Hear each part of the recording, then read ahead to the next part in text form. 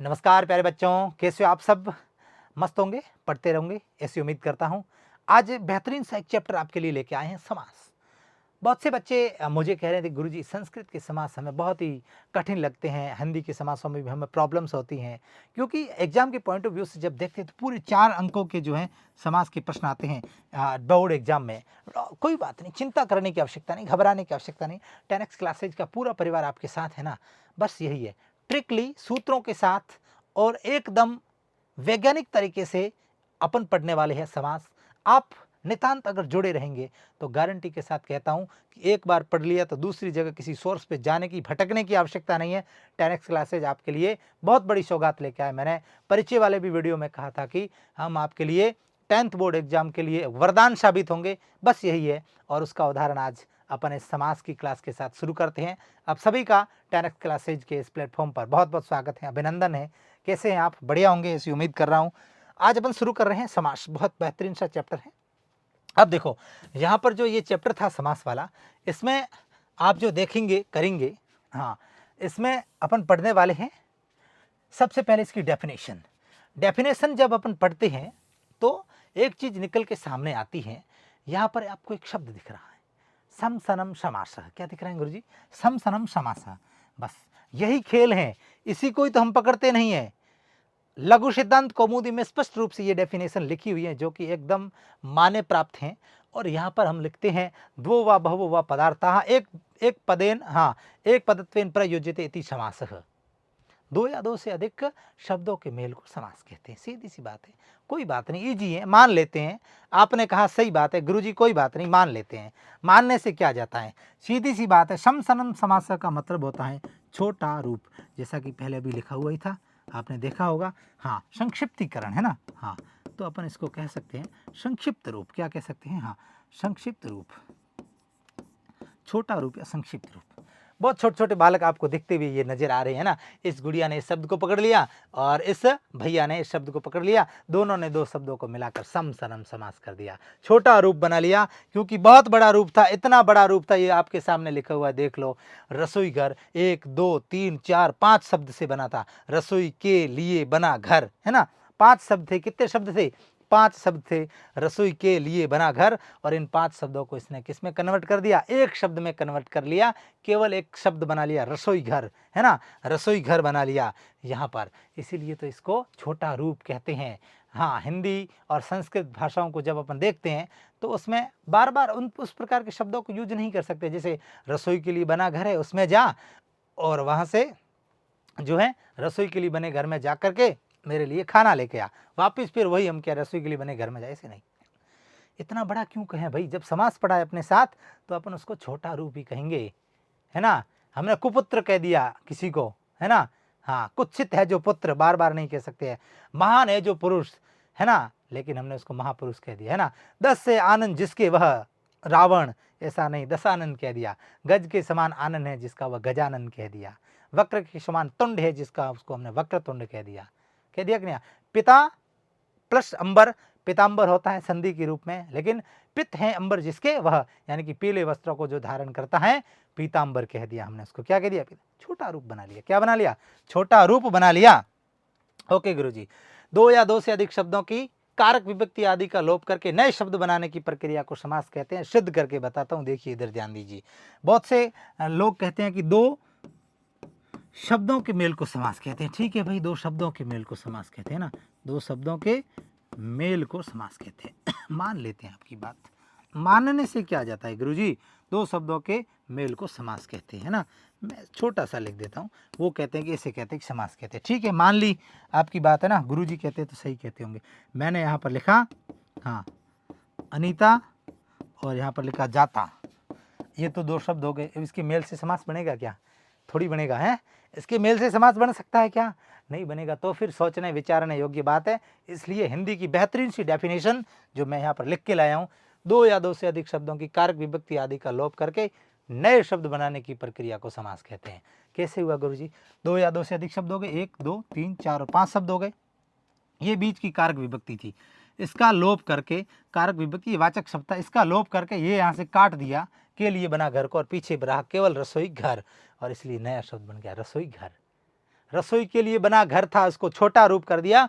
रसोई के लिए बना घर, 2 या 2 से अधिक शब्द थे, उनकी कारक विभक्ति आदि का बीच में से यहाँ से लोप कर दिया और लोप करके हमने एक नया शब्द बनाया, ये बच गया रसोई घर। क्या बना? रसोई घर। इस प्रकार की बात को हम क्या कहते हैं गुरुजी? समास कहते हैं। डेफिनेशन में मुझे नहीं लगता है कि आपको कोई दिक्कत हुई होगी। अब मुझे बताओ, आपको कोई डेफिनेशन में दिक्कत हुई क्या? पूछ सकता है कि समासस्य परिभाषा या लिखत, 2 शब्द लिखने हैं केवल। सम सनम समासः, दुनिया की कोई ताकत आपको हिला नहीं सकती है। 1 नंबर का है तो 1 नंबर मिलेगा। और एग्जामिनर भी देखेगा कि लघु सिद्धांत कौमुदी का उदाहरण कहाँ से लाया।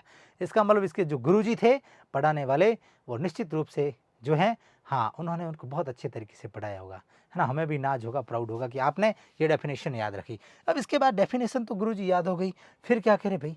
फिर कोई नहीं, फिर समास के जो है, समास के अपन क्या करते हैं? समास के भेद पढ़ते हैं, समास के प्रकार पढ़ते हैं। समासस्य भेदा चतुर्धा भवति, यानी कि समास के भेद कितने होते हैं गुरुजी? 4 होते हैं।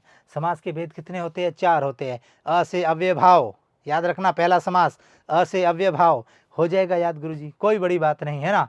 अ से अव्ययभाव याद हो जाएगा। अ से अव्ययभाव यानी कि 1 नंबर पे कौन सा समास है? अ सबसे पहले आता है अव्ययभाव। 2 नंबर पे 2 शब्द हैं केवल, द्वंद्व 2 शब्द हैं, इस कारण 2 नंबर पे द्वंद्व आएगा। 2 नंबर पे कौन सा आया? 2 नंबर पे द्वंद्व आ गया, है ना। 1 पे अव्ययभाव, ये भी बात सही है ना। ये भी बात सही है। तत्पुरुष 3 नंबर पे, और बहुत सारा होने के कारण बहुब्रीहि हो गया, बहुब्रीहि समास हो गया। कौन सा हो गया? बहुब्रीहि समास। ये तो बहुत सारा लग रहे हैं, इजी लग रहे हैं, सुने सुने भी लग रहे हैं, है ना, हमें आ भी रहे हैं, कोई बात नहीं। अव्ययभाव समास, द्वंद्व समास, तत्पुरुष समास, बहुब्रीहि समास, मूल रूप से 4 प्रकार के समास संस्कृत में होते हैं, जबकि हिंदी में इनके 2 भेद और बढ़ जाते हैं, कर्मधारय समास और द्विगु समास। इस कारण हिंदी में समासों की संख्या मानी जाती है 6। मैं गारंटी और दावे के साथ कहता हूं कि आज के समासों को ढंग से पढ़ लिया संस्कृत वालों को, साथ में हिंदी के भी समासों की जो है मैं रूपरेखा परिपाटी सारी बताता रहूंगा, आपको हिंदी के समास पढ़ने की आवश्यकता भी नहीं पड़ेगी, गारंटी के साथ कहता हूं। बस आप ये पढ़ते जाइए, आप देखते तो जाइए, खेला होने वाला है ना। हाँ चलो, हाँ, तत्पुरुष समास के 2 उपभेद हैं। कितने उपभेद गुरुजी? 2। कर्मधारय द्विगु च इति तत्पुरुष समासस्य एव द्वे भेदो अस्ति। ठीक है, 2 भेद हैं। कितने भेद है? 2। किसके भेद है? तत्पुरुष समास के गुरुजी। किसके भेद है? तत्पुरुष समास के। कितने भेद है गुरुजी? 2। कौन कौन से है? एक तो है कर्मधारय समास, कर्मधारय समास, ठीक है गुरुजी, कर्मधारय समास। और दूसरा है आपके द्वंद्व समास। कौन सा है? हाँ, द्विगु समास। कौन सा है? द्विगु समास। ठीक है गुरुजी, याद रह जाएगा, द्विगु समास याद रह जाएगा, है ना।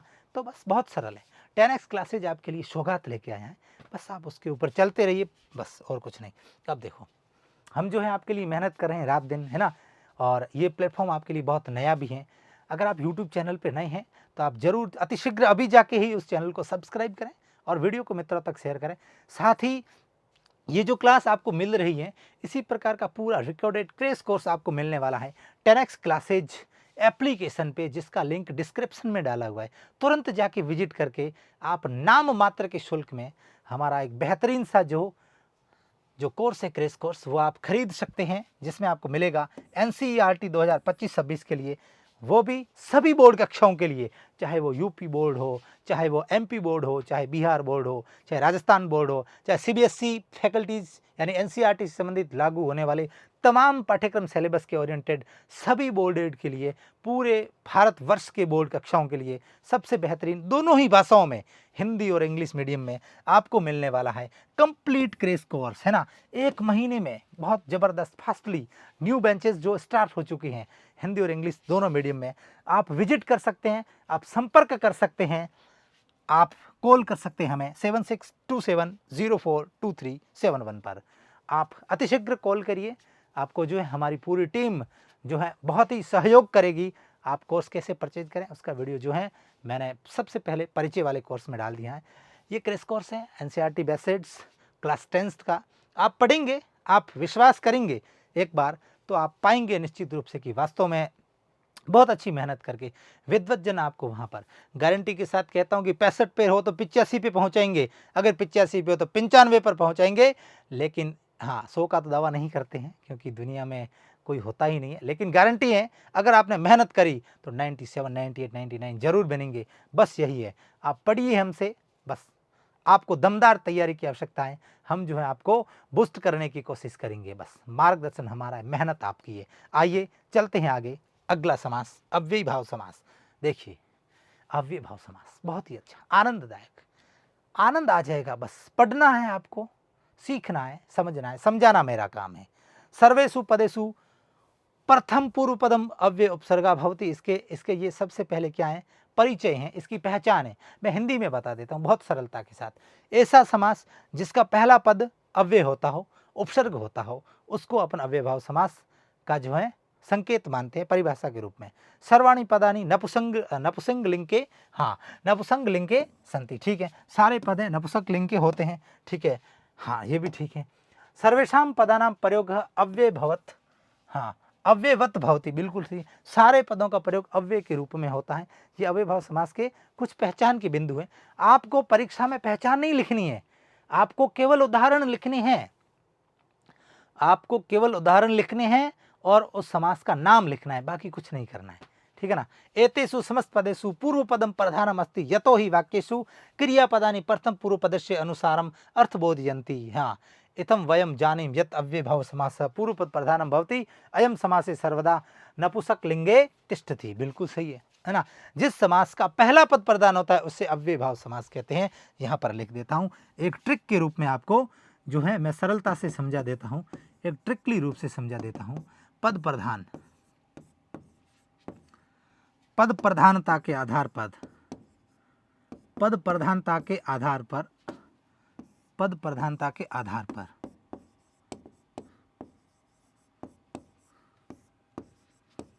पद प्रधानता के आधार पर समास, पद प्रधानता के आधार पर समास, ठीक है गुरुजी।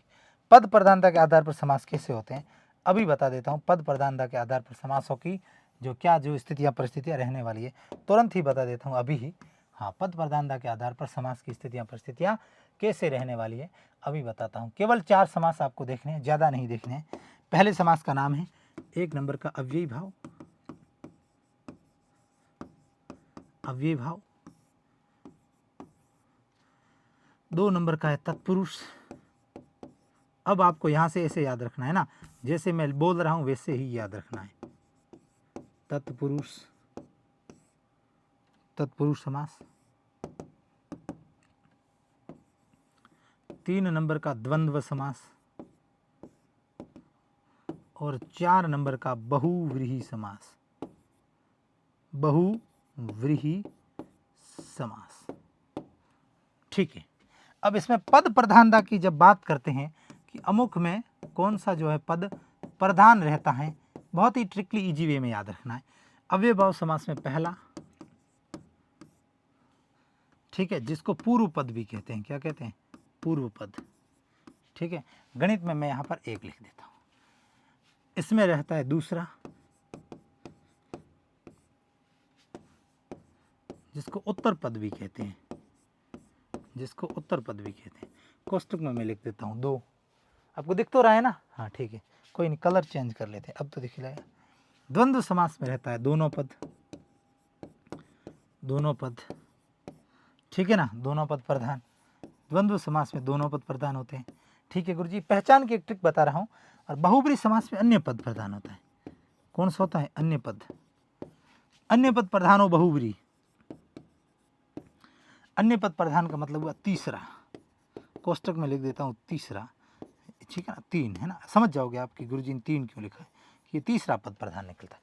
अब ये पद प्रधानता वाली दृष्टि होती क्या है, इसको मैं थोड़ा आगे समझाऊंगा, लेकिन अभी ट्रिक याद रखने के लिए 4 समास से चारों को सीक्वेंस से याद रखना है। नाम तो आपको याद होने चाहिए, बिना नाम के काम नहीं होता है, इसलिए नाम अच्छा होना चाहिए, फिर काम अच्छा हो जाएगा, ठीक है, याद रख लेंगे। अव्यय भाव समास, तत्पुरुष समास, द्वंद्व समास और बहुब्रीहि समास, 4 समास सीक्वेंस से याद रखने। पद प्रधानता के आधार पर ऐसा पद जिसका पहला पद जो प्रधान होता है उसे अव्यय भाव समास कहते हैं। नंबर 1 अ से अव्यय याद रखना। दूसरा समास तत्पुरुष समास होता है, इस कारण दूसरे समास में दूसरा पद प्रधान होता है जिसको उत्तर पद कहते हैं, यानी उत्तर यानी बाद वाला पद प्रधान हो। जिस समास का बाद वाला पद प्रधान हो उसको तत्पुरुष समास कहते हैं, ठीक है गुरुजी, याद हो जाएगा। अब पहला भी हो गया, दूसरा भी हो गया। अब भाई अब विद्वत जनों ने क्या किया कि अब पहला भी प्रदान हो गया, दूसरा भी, अब क्या करें, अब ऐसे करते दोनों पद प्रदान कर देते। ये लो, दोनों से 2 2 2 द्वंद्व कर दिया, क्या कर दिया, द्वंद्व कर दिया, ठीक है, दोनों पद प्रधान द्वंद्व, चार थे द्वंद्व, च के अर्थ में भी द्वंद्व, ऐसा समास जिसमें दोनों पद प्रधान हो, माता च पिता, माता और पिता, जितना वेटेज माता का है उतना पिता का है, बराबर योगदान है दोनों का, है ना, बिल्कुल सही है। बहुव्रीहि समास, अब इन्होंने कहा पहला भी हो गया, दूसरा भी हो गया, दोनों पद प्रधान भी हो गया, अब क्या करें भाई, अब क्या करें, तो अब कुछ नहीं करें, अब ऐसा करें, अब तीसरा पद प्रदान कर दो या अन्य कोई अर्थ हो, वो अगर अपना प्रधानता की दृष्टि से श्रेष्ठ प्रदर्शन करे तो निश्चित रूप से उस समास को बहुव्रीहि समास नाम दे देते हैं। ऐसा समास जिसमें अन्य पद प्रधान हो, ऐसा समास जिसमें अन्य पद प्रधान हो, उसको हम क्या कहते हैं, बहुव्रीहि समास कहते हैं। क्या कहते हैं, बहुव्रीहि समास कहते हैं। ये तो बात ठीक है गुरुजी, है ना, बहुव्रीहि समास तो बहुत ईजी तरीके से याद हो गया। अब आपको पद प्रधानता वाली दृष्टि याद रखनी है कि ऐसा पद जिसमें पहला पद प्रधान हो अव्यय भाव, दूसरा पद प्रधान हो तत्पुरुष, दोनों पद प्रधान हो द्वंद्व समास, और ऐसा समास जिसमें अन्य पद या तीसरा पद प्रधान हो उसको बहुव्रीहि समास कहते हैं। आगे पढ़ेंगे, देखो ये यहाँ पर क्या आया, एतेषु समस्त पदेषु पूर्व पद प्रधानमस्ति यतो हि वाक्येषु क्रियापदानि प्रथम पूर्व पदस्य अनुशासनम अर्थ बोधयन्ति। ऐसा समास जिसमें ये पढ़ा ना, अथम वयम जानीम यत् अव्ययभाव समास पूर्व पद प्रधान भवति।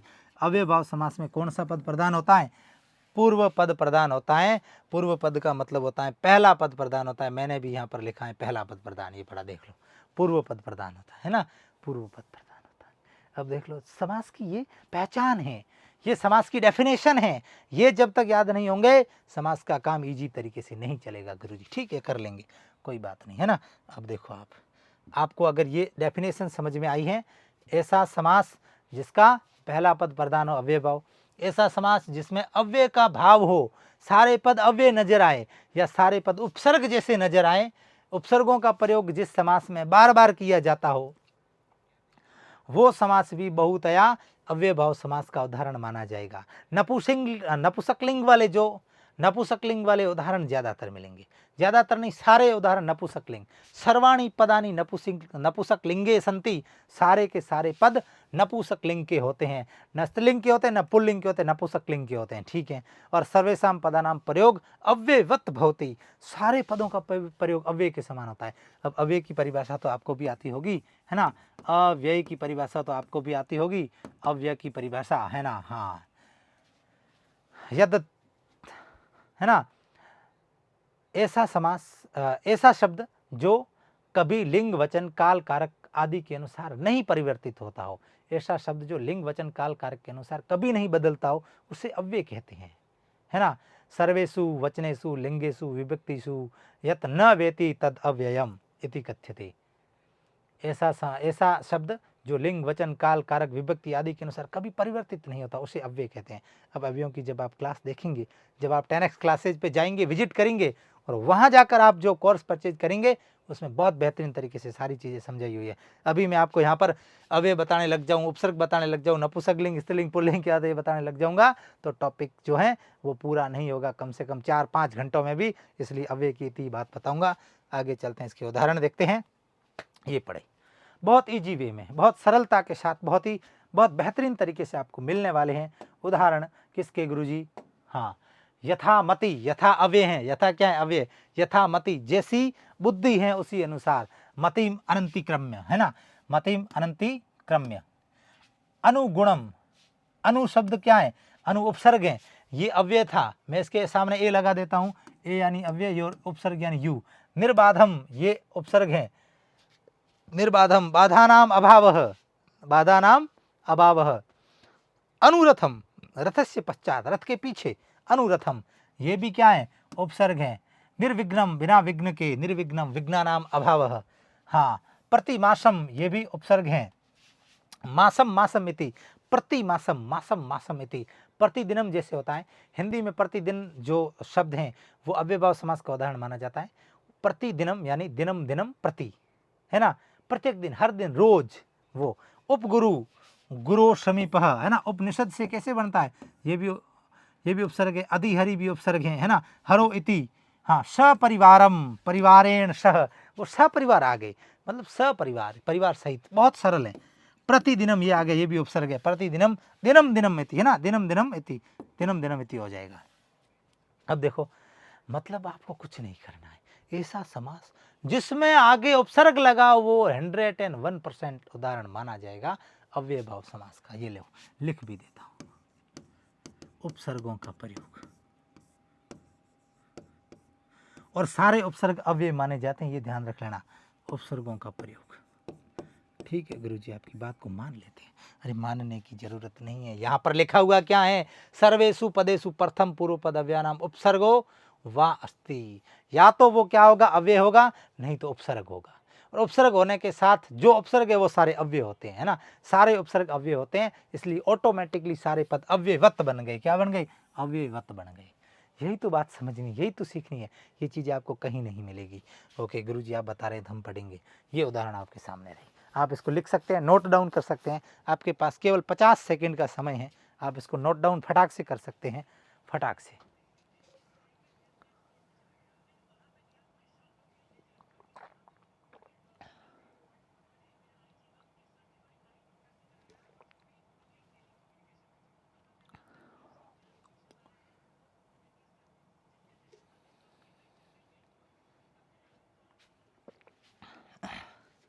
चलो गुरुजी ठीक है। यहाँ पर आपको देखो, अनु निर प्रति उप अधि स प्रति, सारे के सारे उपसर्ग हैं। संस्कृत में 22 उपसर्ग होते हैं। कितने होते हैं, संस्कृत में 22 उपसर्ग होते हैं गुरुजी। कितने होते हैं, 22। पर परा अपसम अनु अव निस निर दुस दूर वी आनी अभि अति सु उद अभि प्रति परियोप, 22 कंप्लीट।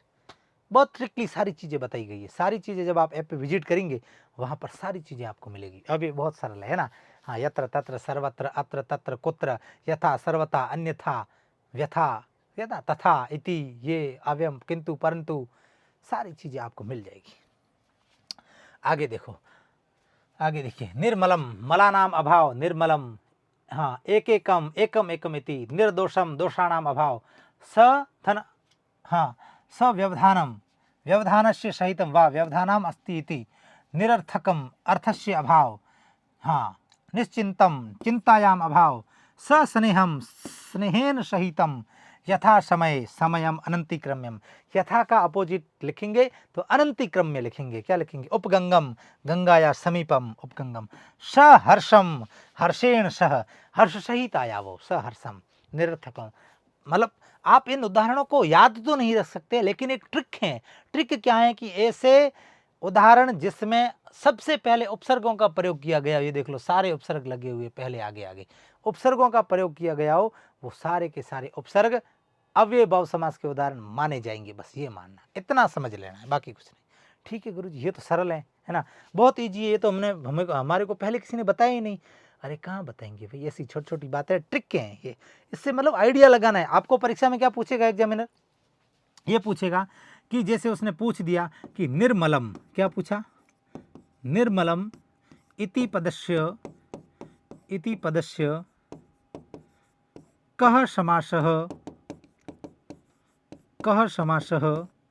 अस्ति। ठीक है गुरुजी, निर्मलम इति, अरे निर्मलम पढ़ा था, निर्मल आ गया, निर उपसर्ग आ गया, निर्धन मल, निर उपसर्ग आ गया। उपसर्गों वाले समास को क्या कहते हैं, अरे अव्यय भाव कहते हैं, गुरुजी ने पढ़ाया था, है ना। उस वक्त परीक्षा कक्ष के हॉल में अगर मेरी आवाज गूंजती नजर आएगी तो निश्चित रूप से जब मार्कशीट आएगी ना, तो भी परसेंटेजों से गूंजती आएगी, ये भी ध्यान रख लेना। इसलिए पढ़ लेना, गलती मत करना, ऐसा मौका हाथ से निकल ना जाए, ये चीज़ आपको विशेष रूप से ध्यान में रखनी है। ठीक है गुरुजी, रखेंगे ना। इसलिए अभी जाके हम बहुत ही जल्दी अतिशीघ्र जाके, हाँ, 10x क्लासेज का एप्लीकेशन डाउनलोड करके उसमें जो क्रेश कोर्स है अवेलेबल, बहुत ही नाम मात्र के शुल्क में केवल 999 रुपये में आपको मिल रहा है हमारा ये बेहतरीन सा क्रेश कोर्स प्लस GST। आप जाके अभी ही विजिट कर सकते हैं और वहाँ जाके आप खरीद सकते हैं तुरंत ही। और इसके लिए आपको बहुउपयोगी जो हमारी हेल्पलाइन नंबर है 7627042371 पर अभी जाके संपर्क करना है, कॉल मिलाइए। 10x क्लासेज आपके सहयोग सहायता तत्पर रहेगा। चलिए आगे चलते हैं, शुरू करते हैं। आप चैनल पर नए हैं तो चैनल को जरूर सब्सक्राइब करें और वीडियो को मित्रों तक शेयर करें। ऐसी उम्मीद अपेक्षाएं आपसे करते हुए आगे चलते हैं 2 नंबर का समास तत्पुरुष पढ़ने के लिए। देखो कितनी मेहनत आपके गुरुजी ने आपके लिए करी होगी, निश्चित रूप से ये छोटी छोटी गुड़ियाएँ, हंसते खेलते बच्चे साथ में, है ना, तत्पुरुष समास को लिए जा रहे हैं, है ना, हम भी इनके साथ जुड़ेंगे, आएंगे, बैठेंगे, ऐसी अपेक्षाएं उम्मीदें करता हूँ। तत्पुरुष समास लक्षण क्या है गुरुजी? लक्षण ही परिभाषा है, परिभाषा उस लक्षणों से ही बनती है। यस्मिन समासे पूर्व पद प्रधानम, है ना, यस्मिन समासे, हाँ, पूर्व पद प्रधानम द्वितीय तृतीय चतुर्थी पंचमी षष्ठी विभक्ति एवं विभक्तिषु कस्यचित् वर्तते च उत्तर पदम द्वितीय पदम प्रधानम प्रिया भवति। यहाँ पूर्व पदम प्रथम पदम, इसमें लिखा है कि ऐसा समास जिसके पहले पद में क्या होती है? द्वितीय तृतीय चतुर्थी पंचमी षष्ठी या सप्तमी विभक्ति होती हो और तथा उसका उत्तर पद प्रधान होता हो। कौन सा पद प्रधान? उत्तर पद यानी द्वितीय पद। कौन सा पद? द्वितीय पद प्रधान होता हो। क्रिया योगी भवति स तत्पुरुष समास इति उच्यते। बिल्कुल सही है। ऐसा समास जिसका पहला पद तो किसी भी कारक विभक्ति से जुड़ा होता हो। कारक कुल 8 होते हैं, लेकिन यहाँ पर अपन 7 प्रकार के तत्पुरुष समासों के बारे में पढ़ेंगे। द्वितीय तृतीय चतुर्थी पंचमी षष्ठी या सप्तमी विभक्ति लगी होगी उसके पहले पद में ये विभक्तियां लगी होगी और दूसरा पद उसका प्रधान होगा। क्या होगा? प्रधान होगा। अब पद प्रधान क्या है ये भी तो बात समझनी है। ठीक है गुरुजी, पद प्रधान ये देखो, ये आगे है ना, स हर्षम स मलम, है ना, हाँ, निर्मलम यथा समय यथा चित, है ना, यथा अनुसार। ये यथा बार बार एक जगह आ रहा है ना। मैंने यथा को कितनी बार बोला? जैसे मैंने बोला यथा शक्ति, है ना, यथा नीति बोल दिया, यथा शक्ति बोल दिया, यथाक्रम बोल दिया, क्या बोल दिया? आप कहोगे कि गुरुजी बार बार आप जो है पद प्रधान तो बोल रहे हैं, लेकिन हमें समझ में नहीं है कि पद प्रधान किसे कहते हैं। अब देखो, पहला पद बार बार यथा आ रहा है, परिवर्तित नहीं हो रहा है, लेकिन पीछे शक्ति आ गई, पीछे नीति आ गई, पीछे क्रम आ गया, पीछे समय आ गया, है ना, यथा समय यथा क्रम यथा नीति। लेकिन ये पद प्रधान था इसलिए हिला नहीं, अव्यय था। अव्यय में क्या परिवर्तन होता है ना? सर्वेषु लिंगेषु वचनेषु विभक्तिषु यद न व्यति तद अव्ययमिति कथ्यते इति उच्यते। ये लो बात करो, ये तो बात ठीक है ना? ये तो नहीं बदल रहा है भाई। यथा शक्ति हो गया, यथा नीति हो गया, यथा क्रम हो गया, यथा योग्यम हो गया, यथा अनुसार हो गया। यथा तो बार बार आ रहा है, पीछे से शब्द जो है सारे बदल रहे हैं, तभी तो पहला पद प्रधान हुआ। ओके, सरल है, बहुत ईजी है। हाँ, ये तो ठीक है ना। यहाँ पर भी देखो, निरर्थकम हो गया, निश्चितम हो गया, निर्दोषम हो गया, निरर्थ हो गया, सस्नेह हो गया, सस्वागत हो गया, है ना। सारी बातें बदल तो नहीं रहा है। तो जिसमें पहला पद जो है प्रधान होता हो उसकी ये कंडीशन है, और जिसका दूसरा पद प्रधान हो उसको तत्पुरुष समास कहते हैं। उसको क्या कहते हैं गुरुजी? तत्पुरुष समास कहते हैं। ये पढ़ा देखो, द्वितीय पद प्रधान अस्ति तत्पुरुष। मैंने आपको डायग्राम जो सारणी बनाई थी ना, उसमें ये सारी चीज़ें बताई हैं, बहुत अच्छे तरीके से ईजी वे में बताइए। आप इसको भली भांति समझ भी रहे हैं। ठीक है, याद रह जाएगा। ऐसा समास जिसके पहले पद में प्रथमा तो नहीं होती है, द्वितीय तृतीय चतुर्थी पंचमी षष्ठी सप्तमी इत्यादि विभक्तियां लगी हुई होती हो और उसका दूसरा पद प्रधान हो, उसे तत्पुरुष समास कहते हैं। ठीक है, याद रह जाएगा। ये मैं तत्पुरुष समासस्य भेदा, तत्पुरुष समास के भेद हैं विभक्ति अनुसार 7 प्रकार है। वो दो भेद है ना, वो अलग है, वो बाद में पढ़ेंगे, अभी नहीं पढ़ेंगे ना। कर्मधारय और द्विगु बाद में पढ़ेंगे, अभी विभक्ति अनुसार 7 प्रकार पढ़ेंगे। एक छोटी सी ये आपके लिए सारणी लेके आया हूँ, निसंदेह आपको दिख रही होगी, दिख तो रही है ना आपको ये सारणी? हाँ, ठीक दिख रही है ना। विभक्ति, उदाहरण और प्रकार, ये आपको साथ में जो विभक्ति है, इस विभक्ति से आप जो है कारक भी याद रख सकते हैं। कारकों की भी थोड़ी बहुत प्रैक्टिस आपकी हो सकती है। आपने अगर कारक पढ़े, आप 10वीं में आए, आपने पढ़े तो होंगे, है ना, आपने पढ़े तो कहीं ना कहीं है निश्चित रूप से, ऐसे में पूछने वाली तो कोई इसमें बात है नहीं।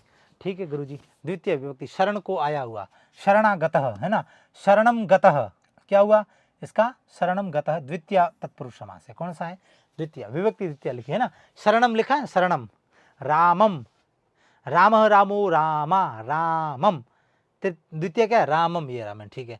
अग्निना दग्धः, अग्निदग्धः, है ना, हाँ, अग्निदग्धः, अग्निना, हरिणा, तृतीय लगी है ना, हरिणा, अग्निना, तृतीय लग गई, अग्निना दग्धः, हाँ, आग से जला हो गया। ठीक है। चतुर्थी, ग्रामायात, ग्रामाय आगत, ग्रामाय आगत, चतुर्थी विभक्ति लगी। कौन सी? ग्रामाय, रामाय, चतुर्थी लगी कि नहीं लगी?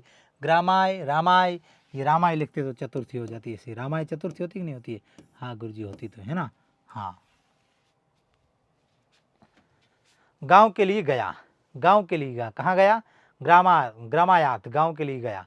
पंचमी विभक्ति, हाँ, ग्रामात आगत आ गया, ग्रामात्यागतः, गांव से गया, गांव से गया, अलग हो गया, गांव से गया मतलब अलग हो गया, क्या हो गया? अलग हो गया, गांव से गया। पंचमी अपादान अलग होने का भाव लाती है, कौन सी लाती है? अलग का भाव लाती है। किसका भाव लाती है? अलग का भाव लाती है, ठीक है, ये अलग का भाव लाती है ना। ये संप्रदान हो गया, ये संप्रदान हो गया, ये संप्रदान हो गया, ये करण हो गया, और ये हो गया कर्म। ये क्या हो गया गुरुजी? कर्म। षष्ठी वनराज, वनस्य राजा, वन का राजा, कहाँ का राजा?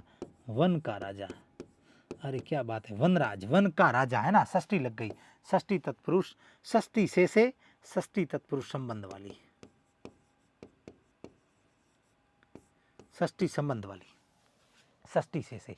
सप्तमी वृक्षोपरि, वृक्षस्य ऊपरी, वृक्ष के ऊपर है ना, वृक्ष के ऊपर है ना, वृक्ष के ऊपर, के ऊपर हो गया सप्तमी। सप्तमी आधारो अधिकरणम, अधिकरण। सप्तमी कौन सी गुरुजी लगी? अधिकरण वाली लगी सप्तमी, अधिकरण। अपादान संबंध विशेष में आत्मगुरु है ना, आत्मगुरु, आत्मन गुरु, ये अलग से नियम है। आपको केवल ये विभक्तियां 6 टाइप का याद रखना है। ये द्वितीय से सप्तमी तक आपको याद रखना है। 7 विभक्तियां संस्कृत में होती है, जिसमें पहली इसमें ली है, नहीं ली है, बाकी वाली सारी चीज़ें 6 ले ली गई हैं। अब देखो, शरण को गया हुआ, आग से जला, गांव के लिए गया, गांव से आया, वन का राजा, वनराज, वन का राजा, वनस्य राजा, वृक्षोपरि, वृक्षस्य ऊपरी, वृक्ष के ऊपर। ये जो सारे इस प्रकार के विभक्तियों का जो प्रयोग किया हुआ है, यहाँ पर आपको विभक्तियों का प्रयोग दिख रहा है। देखो, द्वितीया, अग्निना तृतीया, ग्रामाय चतुर्थी, ग्रामात पंचमी, रामात होती है ना, रामात पंचमी होती कि नहीं होती है? रामात पंचमी, इस प्रकार से ग्रामात। वनस्य, रामस्य, रामस्य षष्ठी होती कि नहीं होती है? रामस्य षष्ठी, इस प्रकार से ये होगी। वृक्षस्य है ना, आप कहोगे वृक्षस्य षष्ठी, लेकिन ऊपरी आ गया, ऊपर यानी सप्तमी अधिकरण के रूप में हो गया, आत्मन गुरु। ये उदाहरण आपको मिले किसके? कर्म तत्पुरुष समास के। कुछ उदाहरण और भी आपके सामने तत्पुरुष समास के ये पड़े, देखो। सारे विभक्तियों की मैंने अलग अलग लिए हैं। अब आपको इसकी पहचान करनी है, बाकी उदाहरण याद रखने इतने इम्पॉसिबल हैं, पूछो मत, अनगिनत उदाहरण है। कितने याद रखोगे? मैं तो ये 14 और 10 से 25-30 उदाहरण लाया हूँ, आप कितने उदाहरण लिखोगे? 5 याद करोगे, 50 याद आएगा, 100 करोगे, 200 करोगे, उसने 200 के इतर कोई पूछ लिया, फिर आप कहाँ जाओगे? इसलिए आपको मेन कंसेप्ट क्लियर होना चाहिए आपका, कि अमुक जो है समास, वो उसकी पहचान क्या होती है, उसमें समास लिखना क्या है। आपको पूछ दे कोई, है ना, हाँ, ग्रामगत, गांव को गया, है ना, गांव को गया, आपको पता है कि ग्रामगत, गांव गया, ग्रामम गत आ गया, क्या आ गया? ग्रामम गत आ गया। द्वितीय विभक्ति लग गई इसमें, सीधी कौन सी द्वितीय विभक्ति लग गई? अपने को पता है तत्पुरुष समास है। क्या है? तत्पुरुष समास है। चिंता या मग्न आ गया, है ना, चिंता या मग्न। सप्तमी विभक्ति, चिंता में मग्न है, किसमें मग्न? चिंता मग्न था, वो तो मैंने देखा, वो तो चिंता मग्न था। चिंता या मग्न है, केवल विभक्ति लगानी आनी चाहिए। इसके लिए आपको भी लकार तो पढ़ने पड़ेंगे, कारक पढ़ने पड़ेंगे, और आपको विभक्तियां पढ़नी पड़ेगी। शब्द रूप, धातु रूप और कारक आपको आने चाहिए, शर्त ये। नहीं आ रहे हैं, नहीं आ रहे तो अभी विजिट करिए 10x क्लासेज पे, सारी चीज़ें डाली हुई है, तुरंत वहाँ जाके आप पढ़ सकते हैं बढ़िया तरीके से। असत्यम न सत्यम, देखो, आकाश पतितः, कहाँ से गिर गया? आकाश से गिर गया। आकाश पतितः, कहाँ से गिरा गुरुजी? पंचमी विभक्ति, आकाश से गिर गया, आकाश से गिरा, अलग हो गया। अपादान का मतलब होता है अलग होने का भाव। आकाश पतितः, आकाश से गिरा हुआ। फटाक से इसको लिखिए, तुरंत लिखने की कोशिश करिए।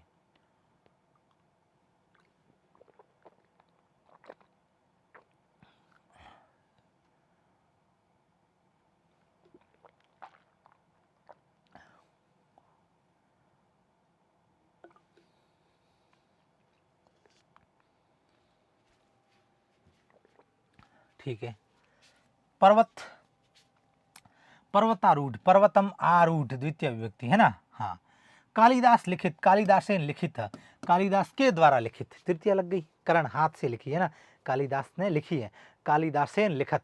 चक्रहत, चक्रेण हत, तृतीया, चक्र से हत यानी मारा, चक्र से मारा, किससे मारा, साधन था चक्र, चक्रेण हत। यज्ञ सामग्री, यज्ञाय सामग्री, यज्ञ के लिए सामग्री, संप्रदान चतुर्थी लग गई, यज्ञ के लिए सामग्री, यज्ञ सामग्री। निद्राकुल, निद्रा या आकुल है ना। सिंह भीत, सिंहात भीत, पंचमी लग गई, ये देखो सिंहात, रामात पंचमी लगी ना, पंचमी तत्पुरुष। गृहपति, गृहस्यपति, घर का स्वामी, षष्ठी। हाँ, कर्ता ने कर्म को करण से, संप्रदान के लिए, अपादान से अलग, संबंध काकेरी, नाने नी, अधिकरण में पर पे, और संबोधन हे हो अरे इत्यादि। ये कारक पढ़े थे ना आपने, वही तो लग रहे हैं। गृहपति, गृहस्य पति, घर का पति, षष्ठी, घर का पति, का के की, गृहस्य षष्ठी, रामस्य षष्ठी, लग रही तो हाँ ये तो लग रही है। गौर्याईश, गौरी का ईश, किसका ईश, गौरी का ईश, गौरी का भगवान, गौरी सह, गौर्याईश, ये षष्ठी लग गई। स्त्रीलिंग होने के बाद गौर्या पुल्लिंग था, इसलिए गृहस्य। संगीत पटु, सप्तमी, संगीते पटु, निपुण है, किसमें निपुण है, गाने में है ना, गीत गाने में निपुण है, संगीत में निपुण है, संगीते पटु, बहुत इंपॉर्टेंट। सप्तमी विभक्ति, सारे सिद्धांत, लघु सिद्धांत कौमुदी के उदाहरण है सारे। असत्यम, न सत्यम, और अनुपकार, न उपकार, नए तत्पुरुष समास से। ज़्यादा इतना लोड लेने की आवश्यकता नहीं है, ऊपर वाले सारी चीज़ें याद रख लेना, इंपॉर्टेंट है, परीक्षा की दृष्टि से परीक्षा में आ सकता है। ठीक है गुरुजी, याद रख लेंगे, कोशिश करेंगे। चलिए ठीक है, फिर भी आपको लगता है कि कोशिश करने के बाद भी हम जो है डगमगा रहे हैं, इसलिए कहा भी जाता है कि कोशिश करने वालों की कभी हार नहीं होती, कोशिश करने वालों की कभी हार नहीं होती। बस कुछ करो उसके बगैर जय जयकार नहीं होती, कुछ करो उसके बगैर जय जयकार नहीं होती। करिए, कुछ ना कुछ करिए। क्या करेंगे, कुछ अभी जाके विजिट करेंगे 10x क्लासेज पे, क्रैश कोर्स पढ़ाएं। अभी जो है मात्र 999 रुपये में ऑफर चल रहा है, आपको मिलेगा, तुरंत जाके विजिट करके आप उसको ले सकते हैं। सभी बोर्ड कक्षाओं के लिए उपयोगी है, चाहे आप यूपी बोर्ड के हो, बिहार बोर्ड के हो, एमपी बोर्ड के हो, महाराष्ट्र बोर्ड के हो, आप छत्तीसगढ़ बोर्ड के हो, आप भले ही असम बोर्ड के हो, जम्मू कश्मीर बोर्ड के हो, राजस्थान बोर्ड के हो, सभी के लिए उपयोगी है, अत्यंत उपयोगी। अभी जाइए, विजिट करिए, तुरंत ही लिंक डाला हुआ है 10x क्लासेज का एप्लीकेशन, आप इस प्रकार के लोगों को देख के जो है आप डाउनलोड कर सकते हैं अभी अभी। आगे हैं द्वंद्व समास, कौन सा है गुरुजी, द्वंद्व समास। ठीक है, द्वंद्व समास, नाम ही द्वंद्व है, नाम क्या है, नाम ही द्वंद्व है, द्वंद्व तो पैदा होगा, फिर कोई बात नहीं, द्वंद्व पैदा होता है तो द्वंद्व को दूर करेंगे। लक्षण क्या है भाई, यत्र समासे उभे पदानि सामान्य समान पद प्रधान्येन प्रयुज्यते। उभय का मतलब होता है दोनों, है ना, उभय का उभो भी लिखते हैं कई बार, है ना, उभो, उभो का मतलब होता है दोनों पद। क्या होता है गुरुजी, दोनों पद। जिस समास में दोनों पद होते हैं प्रधान, एक पदम रूपम भवति स समास द्वंद्व समास इति उच्यते। जब दो या दो से अधिक पद समान महत्व रखते हो और च के अर्थ में जुड़े होते हो, द्वंद्व समास कहते हैं। किसके अर्थ में जुड़े होते हैं, च के अर्थ में जुड़े होते हैं। च का मतलब होता है और, क्या होता है और, है ना। ऐसा समास जिसमें यत्र समास्य उभय पदानि समान प्रधान्येन प्रयुज्यते, ऐसा समास जिसमें दोनों पद प्रधान होते हो, है ना, उभो पद प्रधान, दोनों पद प्रधान होते हो, उसे क्या कहते हैं, द्वंद्व समास कहते हैं। उभय पद प्रधान, है ना, उभय पद प्रधान इति द्वंद्व समासस्य। उभय पद प्रधान को जो अपन क्या कहते हैं, द्वंद्व समास कहते हैं। कैसे कहते हैं, आगे एक दो उदाहरणों से समझेंगे आप। ये देखो, इसके कुछ मैंने टाइप्स लिखे हैं। हाँ, द्वंद्व समास के भी टाइप होते हैं, आपके लिए इतना ज़्यादा उलझाने की कोशिश नहीं करूँगा, बस आपको केवल पढ़ना है। ये इतरेतर द्वंद्व, समाहार द्वंद्व और एक शेष समाहार द्वंद्व, है ना। हाँ, एक शेष समाहार द्वंद्व है, एक शेष, एक देशी नहीं है, एक शेष है, एक शेष समाहार द्वंद्व। समाहार में कुछ का इतरेतर भाव हो, ये ठीक है। बस ये मैंने आपको चीज़ लिखी है, बाकी आपके इतना काम का नहीं है। हाँ, बस आपके नॉलेज के लिए लिखा है, केवल आप पढ़ लेना। इस पर अगर ज़्यादा गौर करेंगे तो हाँ, मुझे नहीं लगता है कि ज़्यादा फायदा होगा। चलते हैं आगे। हाँ, ये आपके सामने उदाहरण रहे, किसके, द्वंद्व समास के। माता पिता, ठीक है, माता च पिता च, माता और पिता इतरेतर द्वंद्व का उदाहरण है ना। आपको तो द्वंद्व याद रखना है, अभी इतरेतर में, समाहार में, एक शेष में फंसने की जरूरत नहीं है। ठीक है, राम कृष्णौ सीता लक्ष्मणौ पाणिपादम सुख दुखे राजपुरुष देव दानवाहा दिन रात्रे, दिन और रात, दाल रोटी, है ना, सुख दुख, राम लक्ष्मण, धर्म अधर्म, राम कृष्ण, कृष्ण अर्जुनो, राजा पुरुष, राज देव दानव, दिन रात, दाल रोटी, धर्म अर्थ काम मोक्ष, है ना, ये सारी चीजें जो हैं सारे उदाहरण किसके माने जाते हैं? द्वंद्व समास के माने जाते हैं। ठीक है गुरुजी, है ना। माता च पिता च, बार बार च का प्रयोग जिस समास में हो, बार बार च का प्रयोग हो, बार बार च का प्रयोग, बार बार च का प्रयोग, बार बार च का प्रयोग जहां होता है वो कौन सा समास होता है? यही तो मैंने कहा, ट्रिकों के माध्यम से सीखो, याद रखो। अव्यय वाला जिसमें अव्यय का बोध हो और जिसमें उपसर्गों का प्रयोग हो, अव्यय भाव समास। दूसरा पद प्रधान और कारक विभक्तियों का प्रयोग जिसमें होता हो, तत्पुरुष समास। जिसमें च का बार बार प्रयोग हो और इस प्रकार की दो मात्राएं लगी हुई आपको नजर आए, कैसी? ऐसी दो मात्राएं, ये दो मात्राएं आपको लगी नजर आए और केवल दोनों ही पर्याय एक दूसरे के विलोम होते हो, ये भी इंपॉर्टेंट है। विलोम, विलोम, दिन का विलोम क्या होता है? रात, देव का दानव, सुख का दुख, पानी का पाद, राम कृष्ण, माता का पिता, विलोम होते कि नहीं होते? ये लो ट्रिक एक और मिल गई, एक और ट्रिक मिल गई भाई। विलोम वाले सारे उदाहरण, अपोजिट विलोम वाले सारे उदाहरण अगर कहाँ पूछ लें, अगर सारे उदाहरण अगर समास में पूछ लें तो वो द्वंद्व समास के उदाहरण माने जाएंगे। किसके? द्वंद्व समास के। माता च पिता च, रामश्च कृष्ण च, सीता च लक्ष्मण च, पाणिश्च पादम च, है ना, हाँ, सुख च दुखम च, राजा च पुरुष च, देव च दानवाश्च, दिन च रात्रि च, दिनम च रात्रि च, दिन और रात, देव और दानव, राजा और पुरुष, सुख और दुख, हाथ और पैर, सीता और लक्ष्मण, है ना, राम और कृष्ण, माता और पिता। बहुत सरल है, हिंदी भी साथ में क्लियर हो रही है। ये सारे के सारे उदाहरण किस समास के माने जाते हैं गुरुजी? ये सारे के सारे किस समास के उदाहरण माने जाते हैं? ये सारे के सारे द्वंद्व समास के उदाहरण माने जाते हैं। किसके माने जाते हैं गुरुजी? द्वंद्व के। याद हो जाएगा। ऐसा समास जिसमें दोनों पद प्रधान हो, ऐसा समास जिसमें च का प्रयोग होता हो, ऐसा समास जिसमें प्रायः सारे पद एक दूसरे के विलोम होते हो, उसको द्वंद्व समास कहते हैं। ठीक है। माता पिता, राम कृष्ण और सीता लक्ष्मणों, पाणी पादम, है ना, पाणी का मतलब हाथ और पैर, सुख दुख, सुख दुखी, राज पुरुष, राजा और पुरुष, है ना, देव दानवा, देव और दानव का मतलब राक्षस। ये ठीक है गुरुजी, समझ में आ गया? तो हाँ आ गया, ठीक है, कोई बात नहीं, ये समझ में आ गया तो बहुत अच्छी बात है। आगे बेहतरीन सा हमारा एक समास है, बहुव्रीहि समास। कौन सा? बहुव्रीहि समास। लक्षण क्या है? लक्षण क्या है गुरुजी? बहुत सरल है। लक्षण है, इसकी डेफिनेशन जो है, यस्मिन् समासे न पूर्वपद प्रधानम न उत्तरपद प्रधानम किंतु उभयो अपि अन्यस्य विशेषण भवति स समास बहुव्रीहि उच्यते। जिस समास का अर्थ किसी तीसरे या अन्य वस्तु से संबंधित होता हो। मैंने कहा ना, तीसरा पद प्रधान, थर्ड पर्सन। कौन सा पर्सन? थर्ड पर्सन, यानी कि तीसरा अर्थ। 10 है सिर जिसके वह रावण दशानन, बराबर क्या होगा? दशानन। अर्थ किसका है? 10 सिर वाला तो भाई कोई मुखौटा लगा के भी आ सकता है ना। हम सीधा उसको क्या कहते हैं? अरे रावण आ गया, ये तो क्या आ गया? रावण आ गया, है ना, हाँ, रावण आ गया कहते कि नहीं कहते? तो फिर अब सूंड किसी का यूं हाथी की तरह ऐसे यूं होता, हम कहते गजानन जी महाराज के जैसा आ गया, कहते कि नहीं कहते? लंबोदर आ गया, है ना। तो फिर जिसकी आंखें जो है हिरणी के समान होती है, हम उसको कहते हैं यार मृग नयनी आ गई। क्या आ गई? अरे ये तो मृग नयनी लग रही है, तू तो क्या लग रही है? मृग नयनी। यानी कि जिस समास में तीसरा या अन्य, जिस समास का अर्थ किसी तीसरे या अन्य व्यक्ति से संबंधित होता हो, हाँ, उसे क्या कहते हैं? बहुव्रीहि समास कहते हैं। ठीक है, ये भी ठीक है ना। अन्यस्य विशेषण भवति, अन्यस्य विशेषण, अन्य पद प्रधान अपि। कैसा? अन्य पद प्रधान अपि, ये याद रखना है, बाकी कुछ नहीं। अन्य पद प्रधान अपि, अन्य पद प्रधान बहुव्रीहि हो जाएगा। क्या हो जाएगा? अन्य पद प्रधान बहुव्रीहि हो जाएगा। याद हो जाएगा गुरुजी, बहुत सरल है ना, कोई बड़ी बात नहीं है। ये उदाहरण आपके सामने है ना। मुख्य अर्थ क्या है? विवरण देख लीजिए। अन्य पद प्रधान या अन्य वस्तु का बोध कराना। प्रधान पद न पूर्व पद न उत्तर पद, दोनों मिलकर किसी तीसरे के लिए प्रयुक्त होते हैं। ये आ गया तीसरा, दोनों मिलकर किसी तीसरे के लिए प्रयुक्त होते हो। हाँ, समासार्थ जिसके पास यह गुण है, या जो, जैसा, ऐसा, या तत् तस्य, ऐसे शब्दों का प्रयोग हो, या यत तस्य, या तस्य इत्यर्थ, ऐसे शब्दों का प्रयोग होता हो। और विशेषण विशेषण का भी भाव होता हो, विशेषण किसी अन्य संज्ञा का होता है। ठीक है, ये सारी चीजें इसके लक्षण हैं।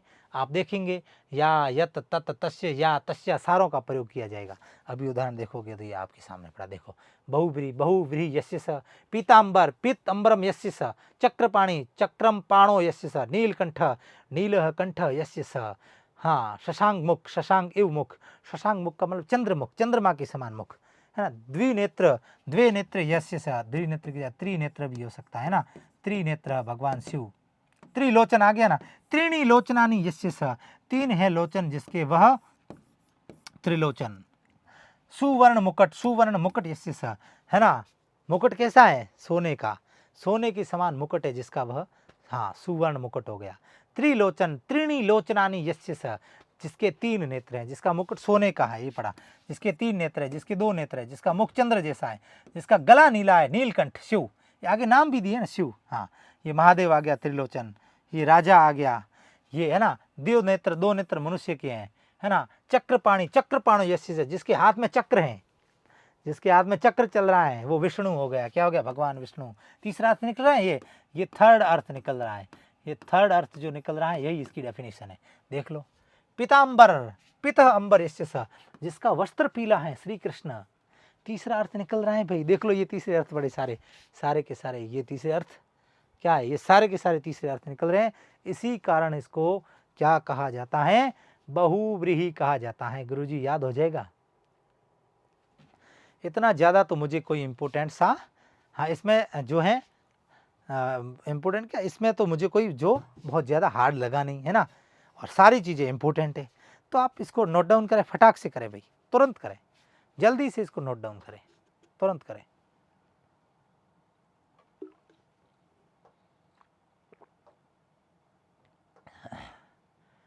जल्दी से नोट डाउन करें।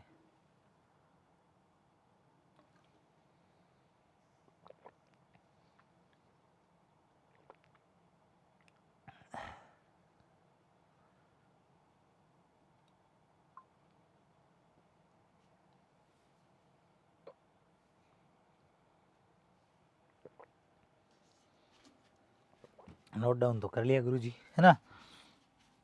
नोट डाउन तो हमने इसको क्या किया है, कर ही लिया है। ठीक है, कर लिया है तो चलो बढ़िया है। अब ये चार समास थे, आपने बहुत ढंग से अच्छे तरीके से जो है देखे हैं।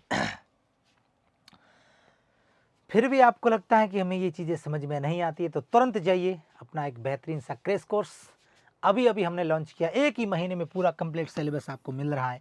अभी तुरंत जाके आप, सारे न्यू बैचेज स्टार्ट हो गए हैं, इसलिए आप विजिट कर सकते हैं 7627042371 पर। हिंदी और इंग्लिश दोनों मीडियम में 6 के 6 विषय आपको पढ़ाए जाएंगे, गणित, विज्ञान, एसएसटी, हिंदी, अंग्रेजी और संस्कृत।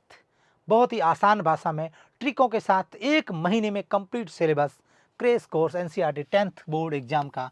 आप चाहे किसी भी बोर्ड के हो, आप चाहे किसी भी राज्य के बोर्ड से 10th कक्षा में पढ़ रहे हो, आपके लिए तमाम कोर्सेज इंपॉर्टेंट है। वहाँ पर आपको मिलने वाले हैं बहुत बेहतरीन से 10 मॉडल पेपर, 10 मॉडल पेपर। उत्तर लेखन की शैली वहाँ पर आपको मिल रही है, उत्तर लेखन की शैली, उत्तर लेखन शैली सबसे महत्वपूर्ण चीज़ है। उत्तर लेखन शैली आप किस प्रकार से जो है बोर्ड एग्जाम में जब आप राइटिंग वहाँ पर लिख के आते हैं तो आपकी उत्तर लेखन शैली कैसी होनी चाहिए, 10x क्लासेज की पूरी टीम आपको वहाँ पर उत्तर लेखन शैली के बारे में बताएगी। 10 मॉडल पेपर आपको पीडीएफ के रूप में मिलेंगे और विथ सॉल्यूशन आपको उत्तरों के साथ कि ऐसे अगर आप उत्तर लिखते हैं तो एग्जामिनर देते ही अगर वो 3 नंबर का पर्सन है तो 3 में से 3 अतिशीघ्र दे देगा, बिना सोचे विचारे 3 में से 3 दे देगा।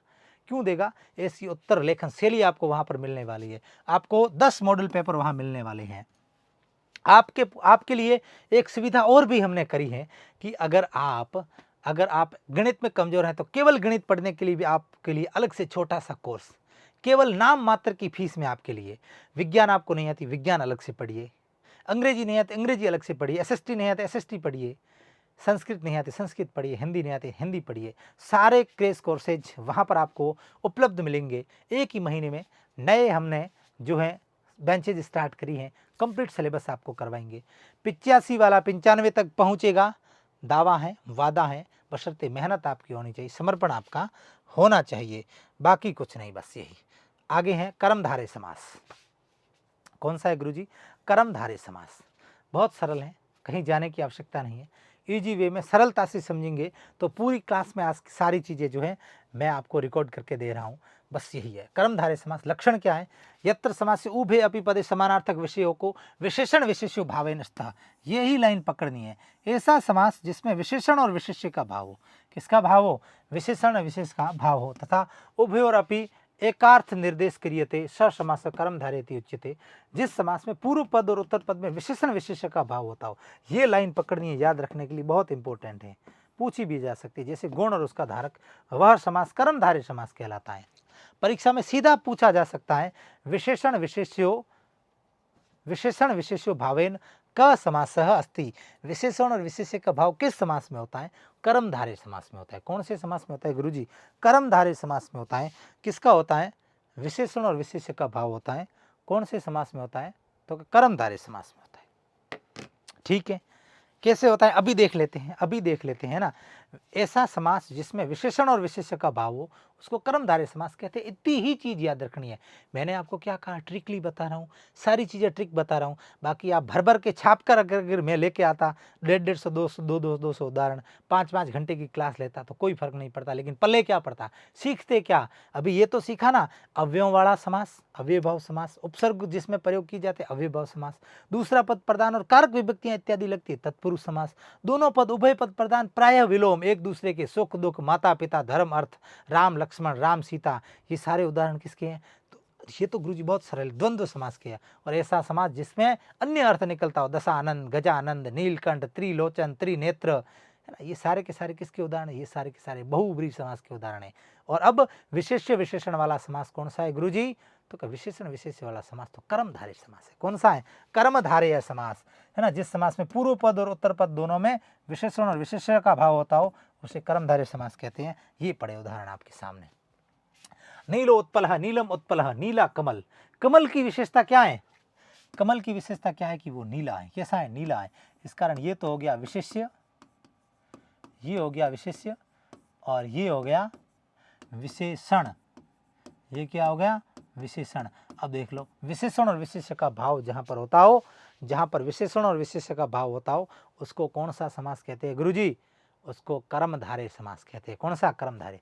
सुशील पुरुषः, सुशील पुरुषः, ठीक है। राजर्षि, राजा च असो ऋषिश्च, जो राजा और ऋषि दोनों हैं, जो राजा भी है और ऋषि भी है ना। विशेषता क्या है? राजर्षि है, वो राजा भी और ऋषि है। हिमगिरी, हिम से युक्त पर्वत यानी बर्फ से ढका हुआ है। किससे ढका हुआ? हिमवान गिरी, हिमवान गिरी, हिम से युक्त पर्वत, हिमालय गुणवाची है। नीलकंठ, नीलकंठ, नीलकंठ जिसका कंठ नीला है, गुणवाची, ठीक है। बाल शिक्षक, बालाना शिक्षक, बच्चों का शिक्षक। ये लो बाल शिक्षक है, ये तो बच्चों का शिक्षक, ये तो गुरुजी है। बाल शिक्षक नहीं, ये तो आदरणीय गुरुजी है हमारे, है ना। महापुरुष बहुत इंपॉर्टेंट उदाहरण है, कई बार परीक्षा में पूछा भी गया है, आपके भी आ सकता है। महापुरुष, महान पुरुष, महान व्यक्ति। व्यक्ति की विशेषता क्या है? व्यक्ति की विशेषता क्या है कि वो महान है। क्या है? वो महान है। व्यक्ति की विशेषता क्या है? महान है। नर सिंह, नर भी है और सिंह भी है। नरश्च अचो सिंहश्च, जो नर और सिंह दोनों है, अवतार विष्णु का है। समानाधिकरण कर्मधारय हो गया। नर भी है, सिंह भी है। जो नर भी है, सिंह भी है, नरसिंह। देखो ये सारे के सारे एक दूसरे की विशेषता बता रहे हैं। नरसिंह नाम के दिया कि नर भी और सिंह भी है। महापुरुष, पुरुष तो है लेकिन कैसा है? महान पुरुष है। कुपुत्र आ गया, कुत्सित है जो पुत्र, बुरा पुत्र, है ना। बाल शिक्षक, बाला नाम शिक्षक, शिक्षक भी किसका है? बालकों का है। आप जैसे नौनिहालों का, होनहारों का वो शिक्षक है। नीलकंठ, कंठ कैसा है? नीला। हिमगिरी, पर्वत कैसा है? हिम, हिम कैसा है ना। पर्वत कैसा है? गिरी कैसा है? पर्वत। हिम बर्फ से ढका हुआ है। राजर्षि, राजा च असो ऋषि। सुशील पुरुष, सुशील पुरुष। नीलो उत्पल, उत्पल कमल का मतलब है ना। उत्पल माने कमल।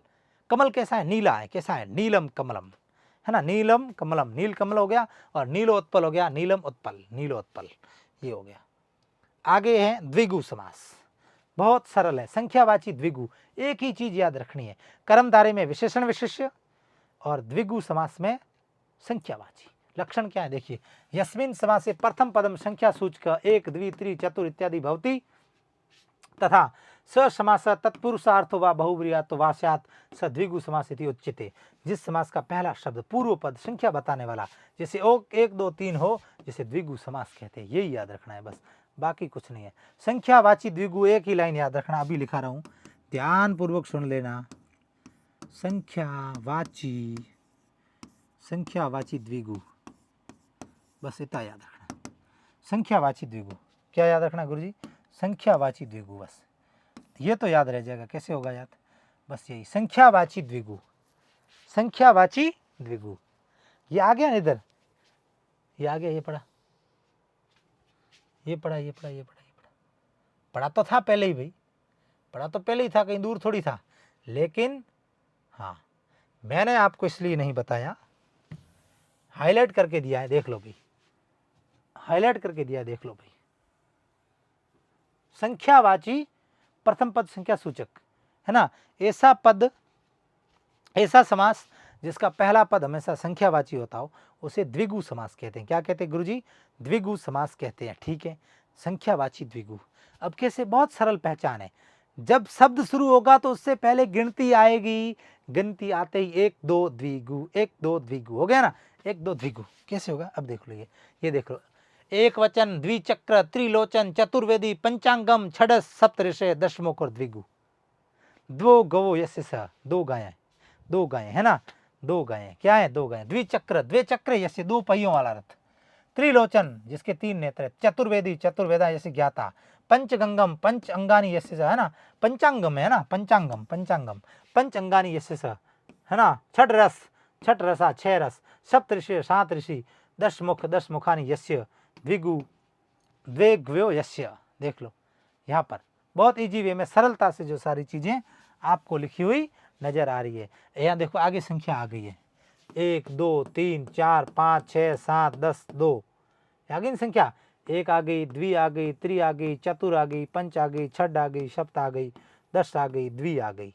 सारी चीजें संख्यावाची आते ही, संख्यावाची आते ही सीधा सा कौन सा हो जाएगा? ये पड़ा, संख्यावाची द्विगु।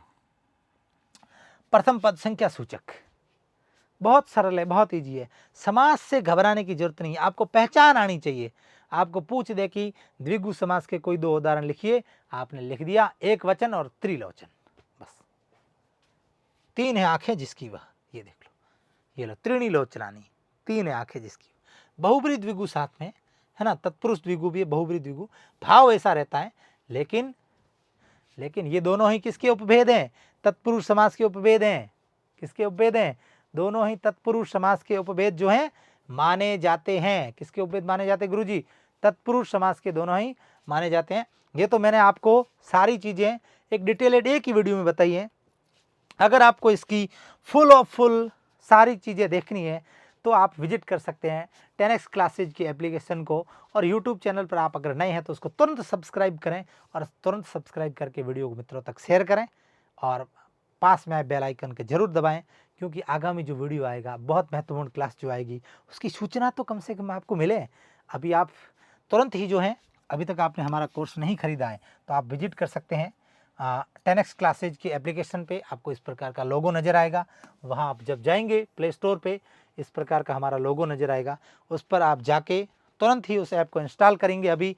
और उसके बाद अगर आपको कोई दिक्कत दुविधा अगर आती हैं तो आप हमारे नंबर 76 427 71 पर संपर्क कर सकते हैं, है ना। हाँ, 7627042371 पर संपर्क कर सकते हैं। हिंदी और इंग्लिश मीडियम में सभी बोर्ड एग्जाम के लिए, सभी बोर्ड एग्जाम के लिए, चाहे वो एमपी हो, चाहे वो यूपी हो, चाहे वो मद्रास, चाहे वो बिहार, चाहे चेन्नई बोर्ड, चाहे तमिलनाडु बोर्ड, कैसा भी हो, है ना। हाँ, चाहे राजस्थान बोर्ड हो, सारों के लिए अत्यंत उपयोगी आपको मिलने वाला है। बहुत बेहतरीन सा क्रैश कोर्स, एक ही महीने में नाम मात्र की फीस में केवल 999 रुपये में आप विजिट कर सकते हैं। और बाकी आप एक एक विषय को भी पढ़ सकते हैं, वो भी आपको वहाँ पर मिलने वाला है। फिलहाल ऑफर चल रहा है, केवल आपको 299 रुपये में अभी जो है आपको प्रत्येक विषय को अलग अलग वहाँ पर आप पढ़ सकते हैं जाके। हमारे रिकॉर्डेड कोर्स भी हैं, आपको विषय वाइज भी वहाँ पर मिल सकते हैं। आप जाइए, तुरंत विजिट करिए। NCERT 10th क्लास के लिए बहुत ही एक मील का पत्थर साबित होने वाला है 10x क्लासेज का एप्लीकेशन, जो हाल ही में आपके लिए एक बहुत बड़ी सौगात लेके आए हैं। निश्चित रूप से मैं उम्मीद और आशा करता हूँ कि आप जो हैं जाएँगे और कोर्स परचेज़ करेंगे और हमसे पढ़ेंगे और उसके बाद आप खुद को जो है आत्मसंतुष्ट महसूस करेंगे कि हमने बहुत देरी कर ली। क्या जो ये चीज़ हम पहले कर लेते तो आज हमारी जो है शिक्षण की जो गुणवत्ता है वो कितनी बढ़ती। ऐसा आप स्वयं जो है खुद को जो है महसूस करेंगे, ऐसी उम्मीदें और अपेक्षाएँ करता हूँ। शुक्रिया आप सभी का, आप सबने मुझे बहुत ध्यानपूर्वक सुना। मिलते हैं आगे जो बहुत बेहतरीन सी वीडियो जो आपके लिए लेके आऊँगा। आपका प्यार, स्नेह, सहयोग मिलता रहेगा तो निश्चित रूप से हम सभी का मोटिवेशन बनेगा। आपका कोई भी कमेंट हो, कोई भी सवाल हो, कोई भी प्रश्न हो तो आप कमेंट ज़रूर करिए, हमें बताइए आगे क्या करना है। आप जैसा बोलोगे वैसा हम करेंगे। बाकी हर कोई नहीं करता है, लेकिन पूरी 10x की टीम आपके साथ है। निश्चित रूप से जो आप बोलोगे वो हम करेंगे। थैंक यू, धन्यवाद। Thank you so much.